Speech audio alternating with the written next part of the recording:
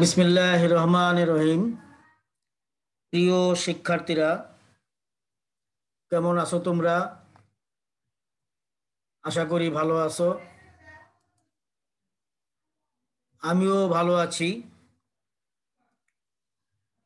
আর করোনাকালীন সময়ে তোমাদের অনলাইন ক্লাসে স্বাগত। আজ আমি তোমাদের বাংলাদেশ ও বিশ্ব পরিচয় অধ্যায় 16 থেকে আলোচনা করব। তবে আলোচনায় যাওয়ার পূর্বে আমরা কয়েকটি চিত্র দেখে আসি।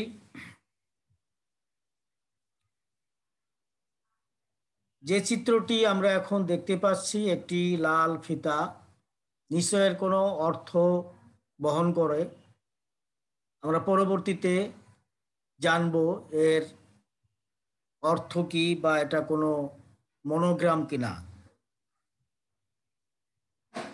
পরের চিত্রটি দেখা যাচ্ছে একজন অসুস্থ মেয়ে শুয়ে আছে। পরের চিত্রতেও দেখা যাচ্ছে একজন অসুস্থ ব্যক্তি, খুবই অসুস্থ, মরণাপন্ন ব্যক্তি। পরের চিত্রে দেখা যাচ্ছে এক ব্যক্তির ঠোঁটে অত্যন্ত ঘা। পরের চিত্রে ডক্টর অসুস্থ ব্যক্তিকে চিকিৎসা করাচ্ছেন। পরের চিত্রটি সিরিঞ্জ এবং কিছু ওষুধের দেখতে পাচ্ছি।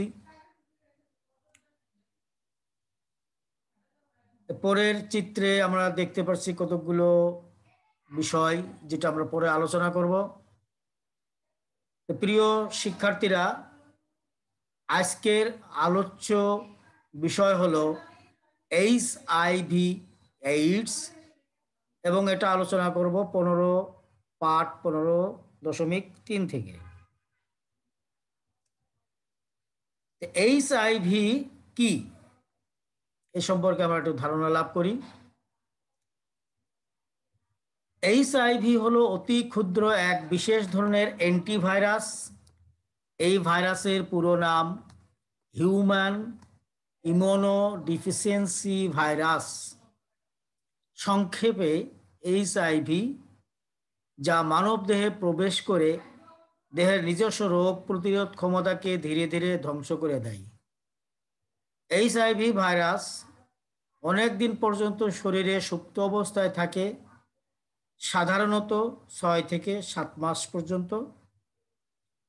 এই ভাইরাসের অবস্থান আক্রান্ত ব্যক্তির রক্ত, থুতু, চোখের পানি, মূত্র, স্তনের দুধের মধ্যে। তবে চোখের পানি, মূত্র ও থুতুর মধ্যে এই ভাইরাসের ঘনত্ব অত্যন্ত কম থাকার ফলে এগুলোর মাধ্যমে কোনো ব্যক্তির সংক্রমিত হওয়ার সম্ভাবনা থাকে না বলে বিশেষজ্ঞগণ মত প্রকাশ করেন। এইডস এর কি এ সম্পর্কে আমরা এখন ধারণা লাভ করব। এইডস এর পূর্ণাঙ্গ ইংরেজি রূপ হলো অ্যাকোয়ার্ড ইমিউনোডেফিসিয়েন্সি সিনড্রোম বা এইডস।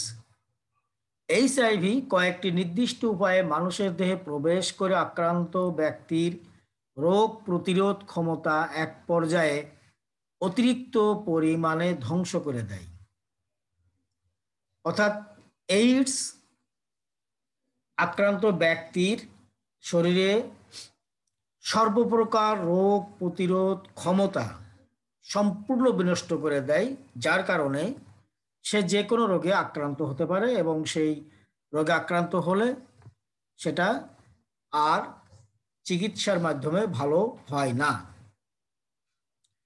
শরীরে রোগ প্রতিরোধ ক্ষমতা কমে যাওয়ার কারণে এইডস আক্রান্ত ব্যক্তি অতি সহজেই অন্য যে কোনো সুযোগ সন্ধানী রোগে আক্রান্ত হয়। এইডসের কোনো প্রতিষেধক আবিষ্কার হয়নি, সে কারণে এইডস আক্রান্ত ব্যক্তির অনিবার্য পরিণতি অকাল মৃত্যু। এইডস কোনো ছোঁয়াচে রোগ নয়। যাদের দেহে এইচআইভি আছে তারাই শেষ পর্যন্ত এইডসে আক্রান্ত হন। এইডসের কারণ কি? এইডস হচ্ছে এমন একটি ধ্বংসাত্মক ব্যাধি যা এইচআইভি সংক্রমণের মাধ্যমে কোনো ব্যক্তির দেহে প্রবেশ করে। এইচআইভি বহনকারী রক্ত অন্যের শরীরে সঞ্চালনের ফলে এইডস হয়।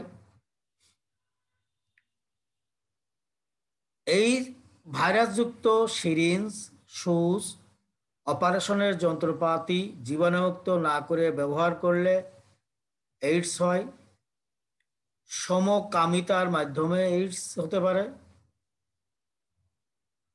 আক্রান্ত মায়ের গর্ভে সন্তান জন্ম নিলে অথবা আক্রান্ত মায়ের দুধের মাধ্যমে ছড়াতে পারে।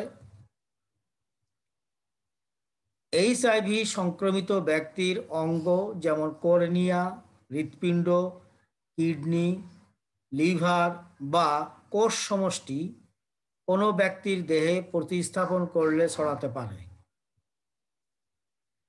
এইচআইভি আক্রান্ত ব্যক্তির রক্তের সঙ্গে সুস্থ ব্যক্তির রক্তের সংস্পর্শ ঘটলে, যেমন উভয়ের কাটা, ফোড়া, ঘা, ক্ষত ইত্যাদির মাধ্যমে ছড়াতে পারে। আক্রান্ত ব্যক্তির ব্যবহৃত যন্ত্রপাতি ও কান, নাক, ফোড়ার সুচ ইত্যাদি জীবাণুমুক্ত না করে ব্যবহার করলে এইডস হতে পারে। এইডসের লক্ষণ কি? এই ভাইরাসে আক্রান্ত ব্যক্তির ওজন 2 মাসের মধ্যে শতকরা 11 ভাগের বেশি কমে যায়। সার্বক্ষণিক জ্বর ও ডায়রিয়া লেগে থাকে। 1 মাসের বেশি সময় ধরে তার ক্রমাগত কাশি হতে থাকে। শ্বাসতন্ত্রে সংক্রমণ হয়। শুকনা কাশি লেগে থাকে। ঘাড় ও বগলে অসহ্য ব্যথা হয়। শরীরের বিভিন্ন অঙ্গে ছত্রাকজনিত সংক্রমণ দেখা দেয় এবং অতিরিক্ত অবসাদ অনুভব করে। বাংলাদেশ ও বিশ্বে এইচআইভি এইডসের পরিস্থিতি কেমন? বাংলাদেশের সাথে অন্যান্য দেশের অবস্থান কেমন? এইচআইভি সংক্রমণ তথ্যচিত্র বাংলাদেশের সাথে এশিয়ার কিছু দেশের এখানে তুলনা করা হয়েছে। ভারত 26 গুণ বেশি, নেপাল 31 গুণ বেশি, বার্মা 59 গুণ বেশি, থাইল্যান্ড 121 গুণ বেশি, কম্বোডিয়া 60 গুণ বেশি, পাকিস্তান 7 গুণ বেশি বাংলাদেশের থেকে। সাধারণ মানুষের মধ্যে এইচআইভি সংক্রমণের হার 0.1%। এটা 1989 সালের তথ্য অনুযায়ী। 1994 সালে তথ্য অনুযায়ী ঝুঁকিপূর্ণ জনগোষ্ঠীর মধ্যে সংক্রমণের হার 4%। 99 সালে নতুন রোগীদের মধ্যে অভিবাসী কর্মী 30%। 2004 সালে আক্রান্ত সংখ্যা, মৃতের সংখ্যা এখানে তুলনা করা হয়েছে, দেওয়া হয়েছে। আক্রান্তের সংখ্যা 102 জন, মৃতের সংখ্যা 14। 2009 সালে 250, মৃত 39। 2014 সালে আক্রান্ত 433, মৃত্যু 91। 2018 সালে আক্রান্ত 869, মৃত্যু 148। এটা যদি একটা গ্রাফের সাহায্যে তুলে ধরা হয় তাহলে আমরা এই গ্রাফটাকে লক্ষ্য করলে দেখতে পাবো এটা দিন দিন বৃদ্ধি পাচ্ছে। এইডসের প্রভাব।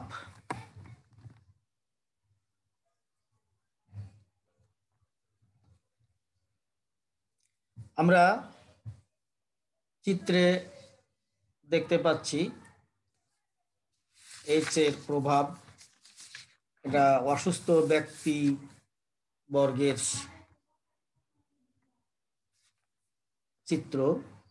এইচআইভি বা এইডস আক্রান্ত ব্যক্তি পরিবারকে সামাজিকভাবে নিগৃহীত হতে হয়।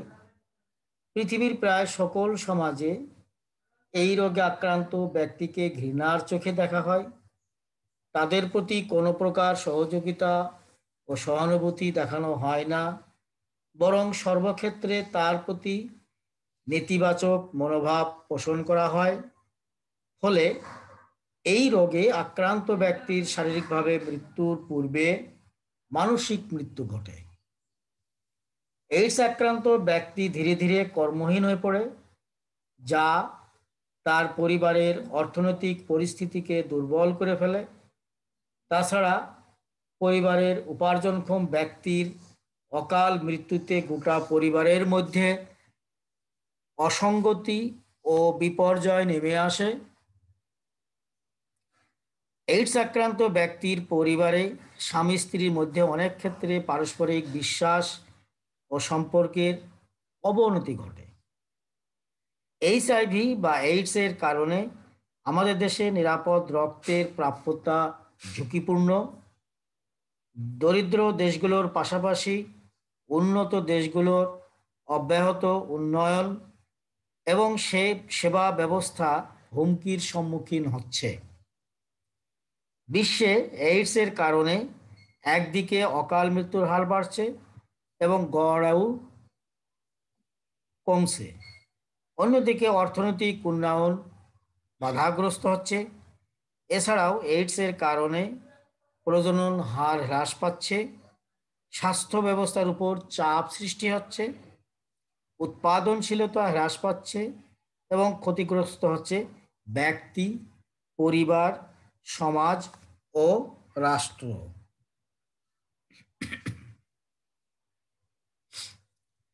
এখন কোন কোন কারণে এইডস ছড়ায় না?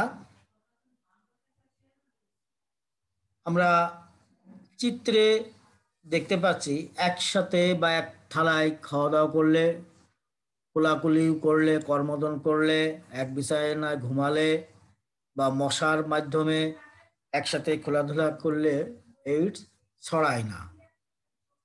এইডস আক্রান্ত ব্যক্তির ব্যবহৃত থালা বাসন, কাপ, গ্লাস, জামা কাপড় ইত্যাদি ব্যবহার করলে এইডস ছড়ায় না। তাছাড়া আক্রান্ত ব্যক্তির সাথে কর্মোদ্যম, কোলাকুলি, খেলাধুলা, লেখাপড়া এবং সেবা শুশ্রূষা করলে এই রোগ ছড়ায় না। বাংলাদেশে এইডস প্রতিরোধের উপায়। এইডসের কোনো প্রতিষেধক নেই, মৃত্যুই এর একমাত্র পরিণাম। তাই বাঁচার একমাত্র উপায় হচ্ছে প্রতিরোধ। এইডস প্রতিরোধের উপায়গুলো হচ্ছে ধর্মীয় অনুশাসন অনুসরণ করা এবং স্বভাব ও আচরণে সমাজ নির্ধারিত আদর্শ মেনে চলা, রক্তের এইচআইভি পরীক্ষা করে রক্ত গ্রহণ করা, অন্যের ব্যবহৃত সুচ, ব্লেড, সিরিঞ্জ ব্যবহার না করা, কিশোর কিশোরী এবং অন্যান্য সকল মানুষের মধ্যে সচেতনতা সৃষ্টি করা,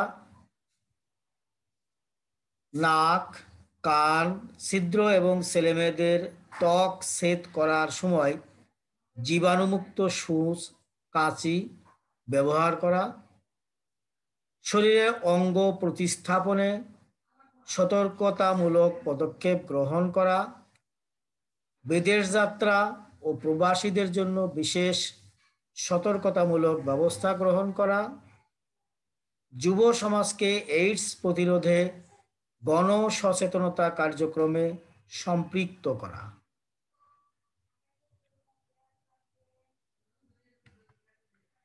এইডস আক্রান্ত ব্যক্তির প্রতি আমাদের করণীয় কি? এইডস আক্রান্ত ব্যক্তির জন্য সামাজিক ও মানসিক সমর্থনের পাশাপাশি প্রয়োজনীয় চিকিৎসা জরুরি। আক্রান্তের জ্বর, ডায়রিয়া এবং ব্যথা থাকলে স্বাস্থ্যকেন্দ্রে নিয়ে যেতে হবে। নিয়মিত পুষ্টিকর খাবার ও পর্যাপ্ত বিশ্রামের ব্যবস্থা করতে হবে। তাছাড়া এইডস আক্রান্তের প্রতি পরিবার ও সমাজের অন্যান্যদের মানসিক ও সামাজিক সমর্থন জরুরি। আক্রান্ত ব্যক্তিকে ঘৃণা নয়, রোগকে ঘৃণা করার নীতি মেনে চলতে হবে। আক্রান্তের সাথে বন্ধুত্বপূর্ণ সম্পর্ক বজায় রাখা, স্নেহ ভালোবাসা দিয়ে তার মনকে প্রফুল্ল রাখতে হবে। এইডস আক্রান্ত ব্যক্তিকে সবার কাছ থেকে আলাদা করা উচিত নয়। তাকে সাবধানে রাখতে হবে যাতে সে অন্যান্য সংক্রামক ব্যাধিতে আক্রান্ত না হয়। আক্রান্ত ব্যক্তি রক্ত গ্রহণ করা যাবে না, এ থেকে বিরত থাকতে হবে। প্রিয় শিক্ষার্থীরা, আশা করি তোমরা বুঝতে পেরেছো। তোমাদের বুঝতে যদি কোনো সমস্যা থেকে থাকে তাহলে কমেন্টসে যে কমেন্টস করবে, আমি তোমাদের উত্তর দেওয়ার চেষ্টা করব। সবাই ঘরে থাকো, ভালো থাকো, সুস্থ থাকো, বেশি বেশি লেখাপড়া করো। সবাইকে ধন্যবাদ।